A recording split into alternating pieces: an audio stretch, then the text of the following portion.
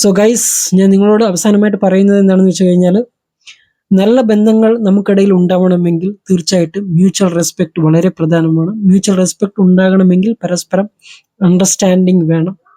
അണ്ടർസ്റ്റാൻഡിങ്ങിൽ നിന്നാണ് mutual respect ഉണ്ടാവുന്നത്. അങ്ങനെയാണ് നല്ല ബന്ധങ്ങൾ ഉണ്ടാവുന്നത്.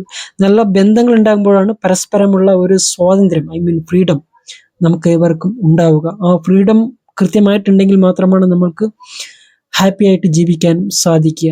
സോ നമ്മുടെ ഫ്രീഡം നമ്മുടെ കൈകളിലാണ്. നിങ്ങൾ ഫാമിലി ആയാലും അതുപോലെ തന്നെ ലവേഴ്സ് ആയാലും മറ്റ് റിലേഷൻഷിപ്പിൽ ഉള്ള ആൾക്കാരായാൽ പോലും ഈ ഒരു കാര്യം മനസ്സിലാക്കുക, ഹാപ്പി ആയിട്ട് ജീവിക്കുക. നിങ്ങൾക്ക് എന്തെങ്കിലും പ്രശ്നം ഉണ്ടെങ്കിൽ തന്നെ നമുക്ക് അതിനായിട്ടുള്ള നിയമങ്ങളും കാര്യങ്ങളുണ്ട്. അത് ഫോളോ ചെയ്ത് പരസ്പരം പ്രശ്നങ്ങൾ സോൾവ് ചെയ്യുക. നമുക്ക് വേണ്ടിയിട്ടാണ് നാം ജീവിക്കുന്നത്, അത് മറ്റുള്ളവർക്ക് വേണ്ടിയിട്ടല്ല എന്നുള്ള കാര്യം കൂടി സ്വയം മനസ്സിലാക്കുക.